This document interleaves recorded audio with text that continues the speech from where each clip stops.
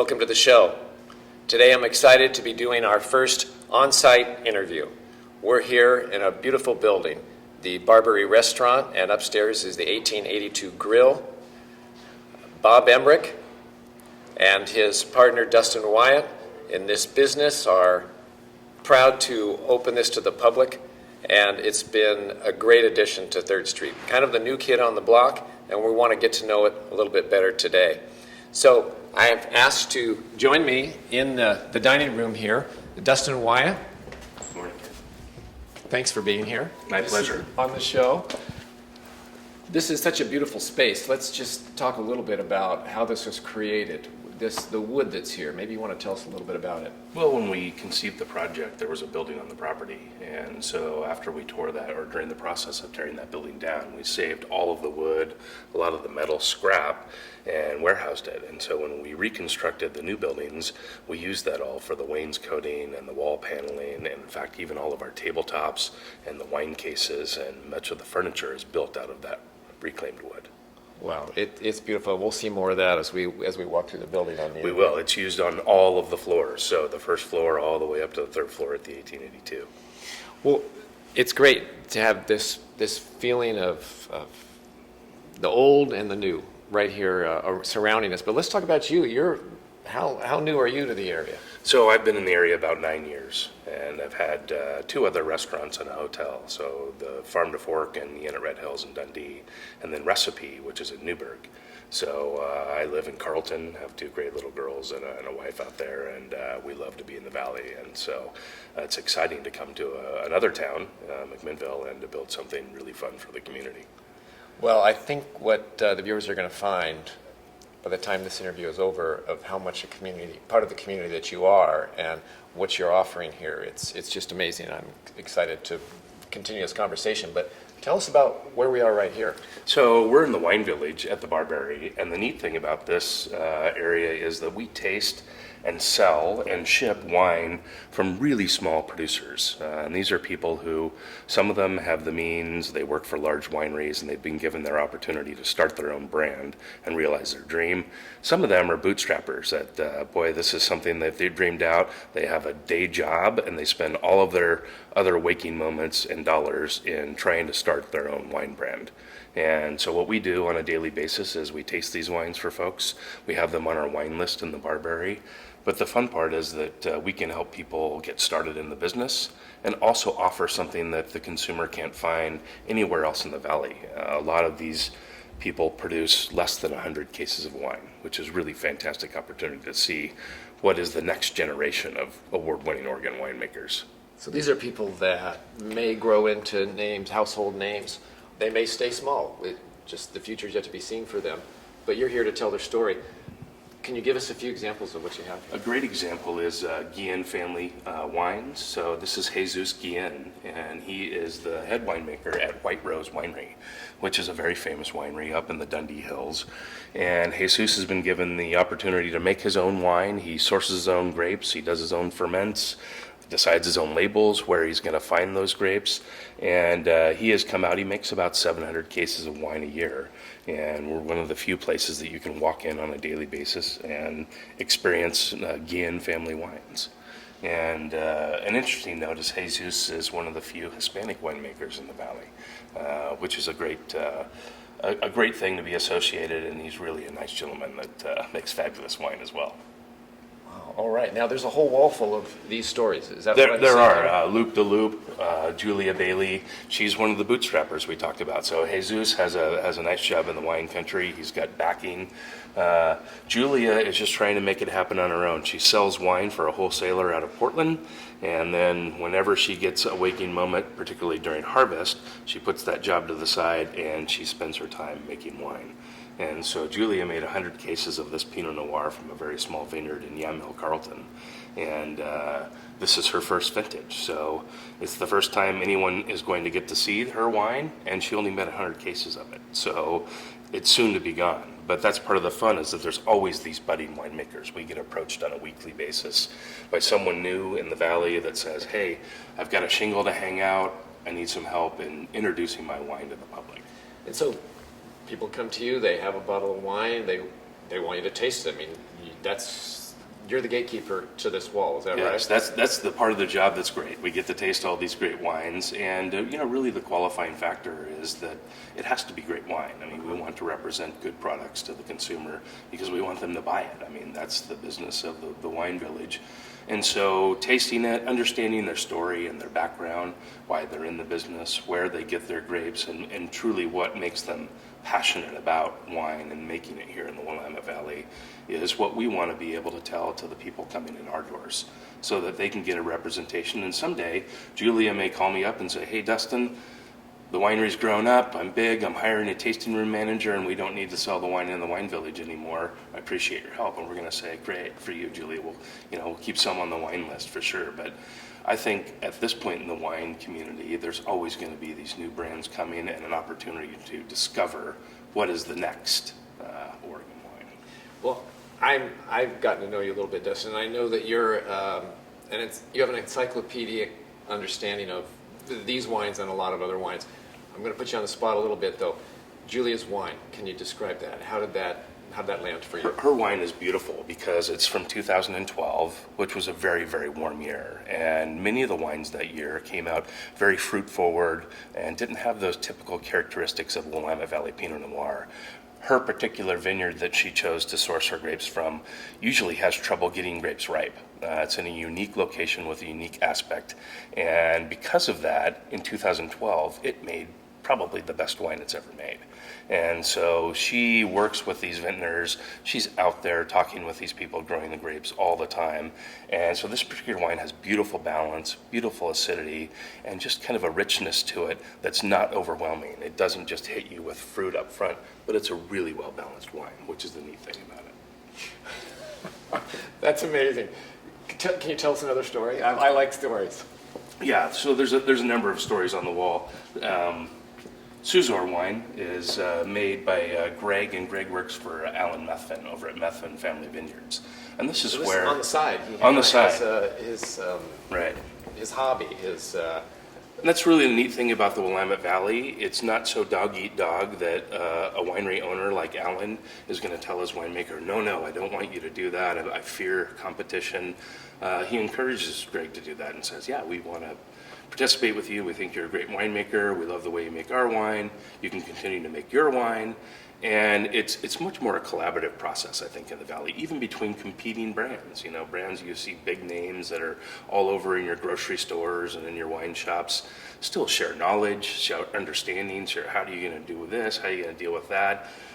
In 2012, there was a big harvest, and so people were asking, hey, do you have more fermenters? Do you have tanks we can borrow? And that was happening all over the Valley. So it's not so cutthroat here, and I think that's what makes Willamette Valley wines so unique, is that you can see that in the quality of the wines all over the board. And so it doesn't help anyone for someone to make poor wine because they couldn't overcome a problem. And so people tend to help each other. And I think that's something that will keep the Willamette Valley different than maybe Napa or Sonoma or a different region, is there's still that sense that, hey, we're all in this together, and in order for us to rise up, we're going to have to help each other. Oh, wow. Well, I'd just like to step back and just see this. There's a story behind all these wines, and we could spend another hour or two here, I imagine. We can. Okay, well, I think we should move through. A couple things I would like to do, Dustin, is explore the space on our way through here. Sure. We're in the Barberry restaurant here. We're in the Barberry here, and this space is used a lot for group events. It was designed to have ultimate flexibility where we can have people having dinner on a regular basis just off the menu, or we can have a special event like a Christmas party, holiday party. We've done a 98th birthday party for a gentleman in here, and we can seat up to 40. So it's a nice flexible space when we get large groups that are just coming in. We do a lot of business with local companies that need a place to take their clients or their sales team, and we're one of the few spots that has a table that can seat 12 people at one time, and they can do that. So this is a really nice flexible space that is away from the main dining room. Let's go check that out. So even if we had 14 people, we can still have a guest in the dining room, dinner for two, and it can still be quaint and romantic, and you don't have the people right in the main dining room. And this space really is where most people will dine when they come in on the evening for dinner. And it's a space that we also have flexibility in that if it's all two tops, let's say it's Valentine's Day, we can adjust to make that happen. Or if it's just a regular weekend and we need someone to come in that needs 8 and we're full over in the wine village space, we can put tables together and make 8. So it's kind of a neat space. And it's nice and warm. All the wood and rich colors in here really warm up to the menu and the food and the service that we're offering. Well, you've got a lot to offer here.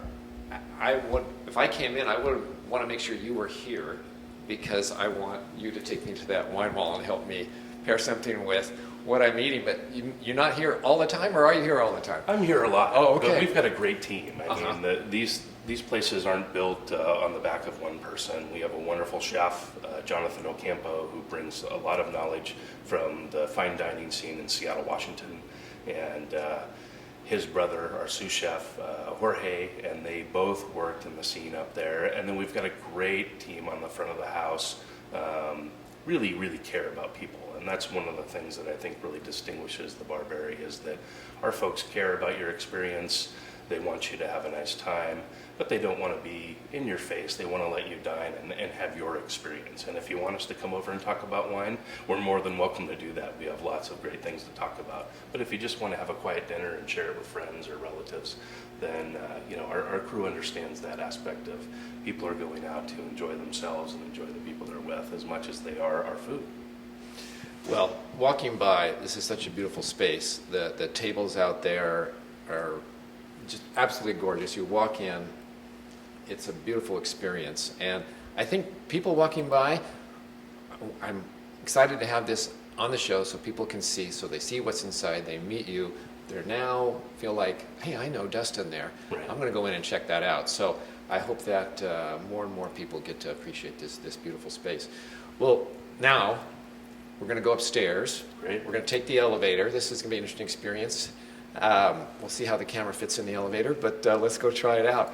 Well, on our way up, Dustin, I wanted to ask the names of the restaurants, the Barberry and 1882. 1882. Mm-hmm. How did you come up with those? So both names have a certain amount of history. Before we get in the elevator, let's the kitchen and the bar here. Tell us about this bar space. Yeah, so we've got this great bar space in the back of the restaurant, and it's a space where we serve the full menu. So people want to come in, they don't feel like maybe the pomp and circumstance of sitting down at a table. They just like to sit at the bar. We've got a TV buried behind the mirror, so if you're a sports nut, you can come in and catch the Blazers or the Ducks or the Beavers or whatever might be on the TV that day. It's a see-through mirror. It's a see-through. So you turn on the TV and it actually comes through. And this is a great space because the whole wall opens up. It's a giant garage door. Let's go check that out. So we've got outdoor space here. So this outdoor space is the other part of that mixed use, the flexibility of space. On a normal evening, we'll just sit this for people coming in for dinner. But we've had 6 different weddings back here. We've had a number of corporate events, private dinners, and we can seat up to 60. So again, there's very few spaces that can do that in town and still offer a nice ambiance of being on 3rd Street. I see some pretty heavy-duty heaters out there. There are. We've got heaters, we've got a big fireplace, and we're about to cover this space. So we'll be able to use it 365 days a year. So you'll be able to come in here, even if it's raining out, we can turn the heaters on, turn the fireplace on, and it's really a cozy space. Even in these cool fall evenings, we've had a lot of people who want to sit right in front of the fireplace, and they don't mind the coolness. That's the great thing about Oregonians, is that cool is not a problem for us. So as long as it's not pouring down rain or snowing, people will sit outside, and we've had a lot of that this fall, which has been nice. All right, let's go back to that elevator now. I interrupted you. Let's start with Barberry. How did that name come to be? So the Barberry is a plant that covers a lot of different plants. One of them is the Oregon grape, which is our state flower. And so that's why we named the restaurant. It's kind of a twice removed reference to the Oregon grape. And the Oregon grape is not edible, and it's not made into juice, and it's not used. It's used for medicinal purposes in some cases, but we thought the Barberry was a fun play on the Oregon grape, and so we chose that name down here. We actually have 6 different Barberry plants planted around the property outside.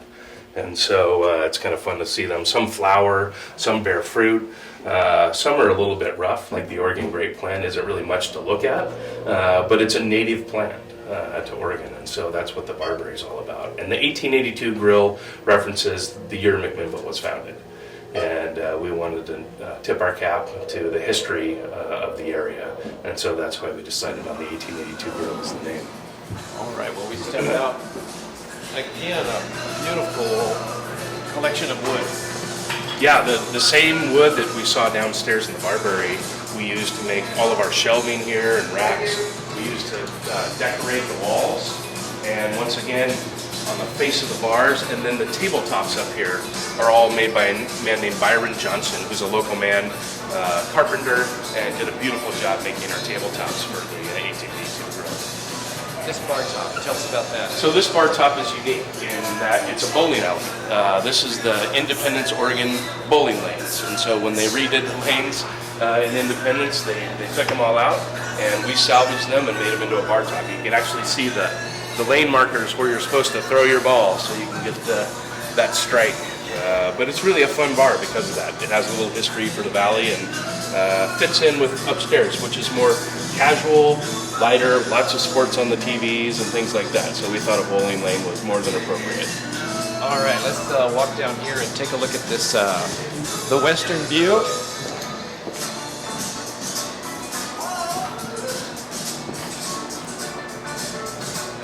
So this is part of the fun of being up on the third floor, is that you've got all of these great views. You know, we can look out across to the wineries and the hillsides and the Coast Range here. And in the evenings, if you want to see a sunset, it's one of the best places to watch a sunset. It's actually stunning.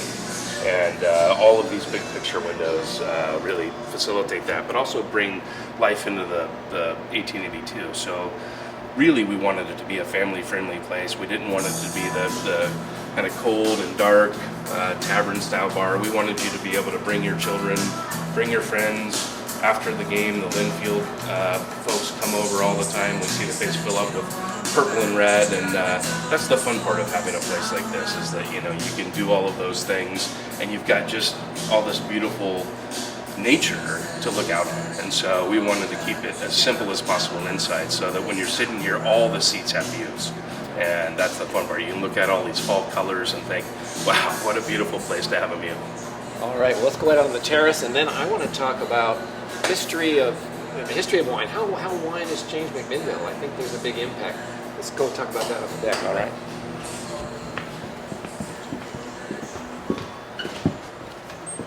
Oh, again, this is wonderful.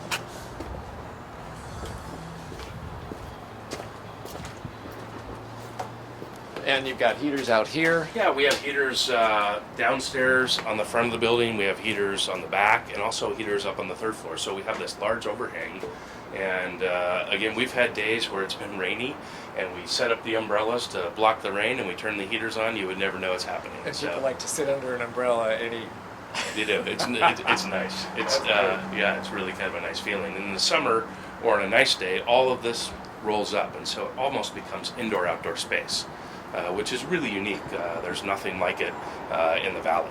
And so you can come in, and if you're feeling a little too cool, you can sit just on the inside and still feel like you're outside. And if you want to be outside, you can see all the way through. You want to sit outside and watch the ball game on TV, you can certainly do that, because there's viewing angles from all of these seats out here as well. Well, it is beautiful.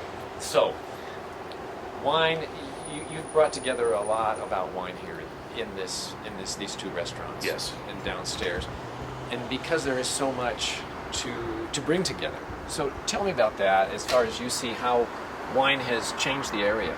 Well, I think the wine industry has changed the area for the better, and almost always. It's obviously brought us great products, but it's brought us tourism, which is the obvious result of all of these wineries. And so every year we see the tourism counts rise. We see all of the people visiting the valley from New York and from England and from Texas, and all over the world now people are coming to experience Oregon wine. But what people don't see, because it's not nearly as exposed, is all of the jobs it creates for people working in businesses that the wineries need to exist. So if you're a printer making brochures, the wineries need brochures. If you're someone who makes bottles, the wineries need bottles. If someone that has a storage business that stores and ships wine, the winery needs that. Trucking businesses, accounting businesses, advertising and PR agencies, all of these are offshoots of what is a really rapidly growing industry, and it's kind of hidden for most folks. And for most folks, they also don't understand that it's really approachable.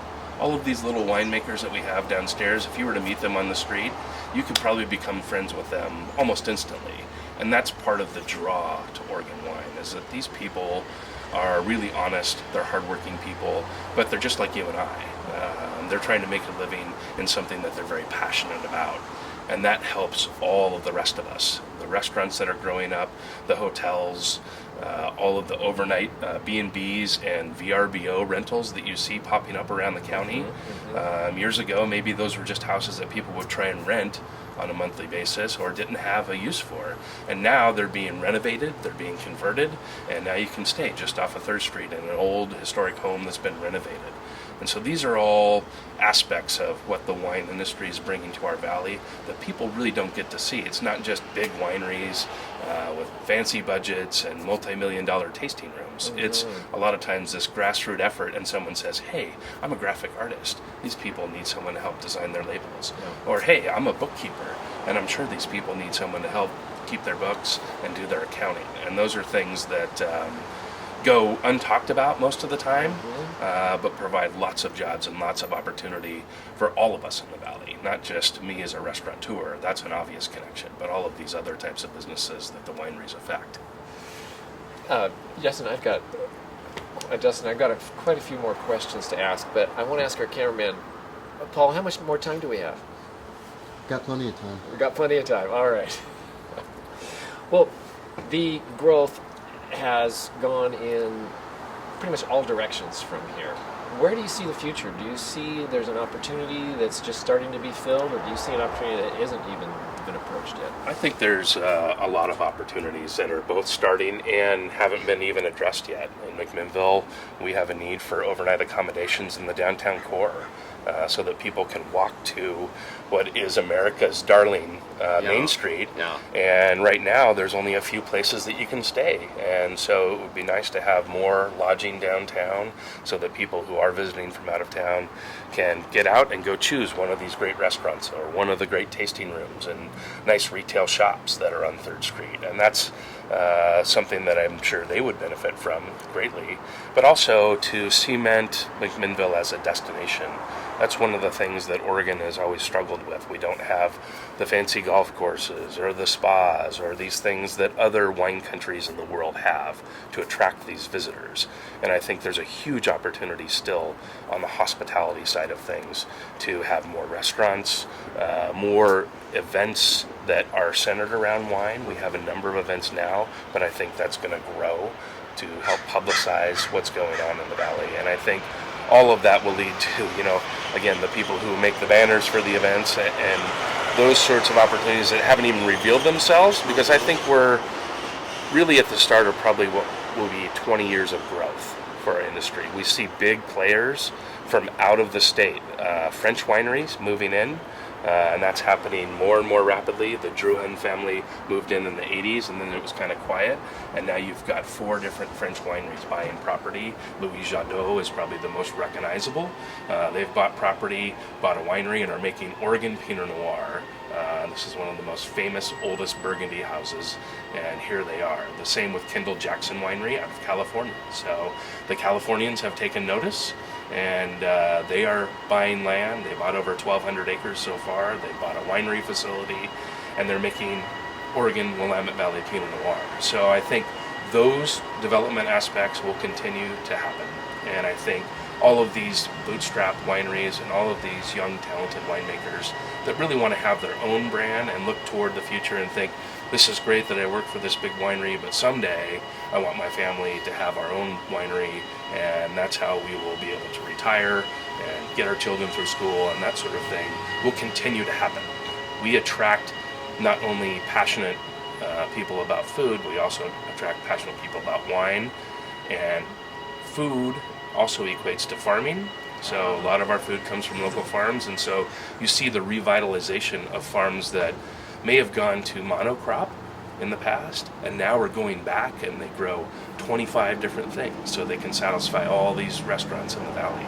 And I think that's great for our community because it really makes family farming viable again, where there was a point in America that I think family farming was dying. As we grew larger crops and everything became about the almighty dollar and how low can we get the price, I think now people are just as interested in how good does that tomato taste, or what is that kind of pepper that I've never heard of, or oh, these lettuces taste so good, I can't believe it's lettuce. And so those type of things are great for our region. And the valley is so dependent on agriculture and always will be. To have other ag industries like the local small farmers grow because of the growth of the wine industry is great. It's not just people say, oh, they're just pulling out farms, they're pulling out hazelnut trees and they're converting everything. That's not necessarily the case, because most of the wine crops are grown in the hillsides, and the farmland that's good for growing food crops is all on the valley floor. Yeah. So I think it's a great symbiotic relationship that will really keep things flourishing and keep Oregon on the map worldwide as a destination for the best of food and wine and people. So I asked the question, how has wine affected McMinnville and the surrounding area? And I've heard you say a number of things. One of the first things you talked about was it's the tourism. And the tourism will drive restaurants, hotels, places to stay. And then you talked about CPAs, graphic artists. And then you talked about agriculture, that the food that will supply this tourism, these restaurants, there's been a resurgence in growing that in the area. And it's been kind of a symbiosis, as you say. It's a large impact. It is. Can you give me maybe a feel for the growth? Didn't things kind of just start in the 70s? Was it one of the first? Yeah, the start of the industry with the pioneers, people like Dick Erath and Dick Ponzi, was the early 1970s. And then there was a period. How did that go along? Pretty slow. It was pretty flat for a long time. And then all of a sudden, David Lett, Irie, win some awards, get some recognition. What time period? So this is the late 1970s. Okay, and then in the 70s. 80s, the Drew Hen family from Burgundy moved in. And that was the real stamp of, we've made it. We've been recognized. This is truly a world-class growing region for Pinot Noir. Yeah. And when that happened, there was kind of the first floodgate open. People believed, they moved in, they thought, oh, I can convert my old farm, I can grow grapes, we can find winemakers, I can get into this new industry, and instead of growing filberts, I can grow grapes, because I have 30 acres on my property, it's too high to grow filberts. And so then you started seeing people get in and growing grapes and then selling these grapes to wineries. And that was that first big bump in growth. In the 80s. In the 80s. And then in the 90s you saw another bump in growth with all of these people coming online and people actually starting to go out and market and the industry organizing and trying to figure out what is the Oregon brand and reaching out to places in New York and Texas and Washington, D.C. and putting together trade groups that were able to go out and market Oregon as great wine. It should be on your dinner table. It should be in your great restaurant in New York. And if you don't have it, you're really missing out on our story. And so that continued into the new decade in the 2000s. And at that point, you had lots of people flooding into the market. And it became a place, because of the property value, that was reasonable to actually go and buy land and start growing grapes and make wine. So if you were to buy an acre in Napa Valley today, it would probably cost 10 times as much as an acre here in the Willamette Valley, even now. Mm-hmm. So you can think of way back then in the 80s and 90s when people were coming here, land was still very, very reasonable. And they were able to purchase it and make a product and be able to sell their product at a reasonable price. And so that really helped launch Oregon wine. And that's still going for us here. It's still going for us. I mean, land values have increased, obviously, with the exposure, with the tourism.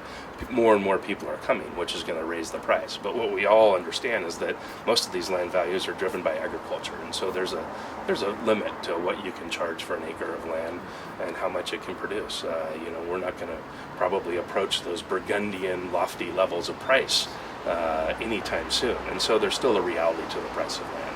And there's still certain land that can only grow specific things, and so they might not be as expensive as a bottle of wine, or they might not be as nice as one of our great hazelnuts. So, there's still reality undermining everything.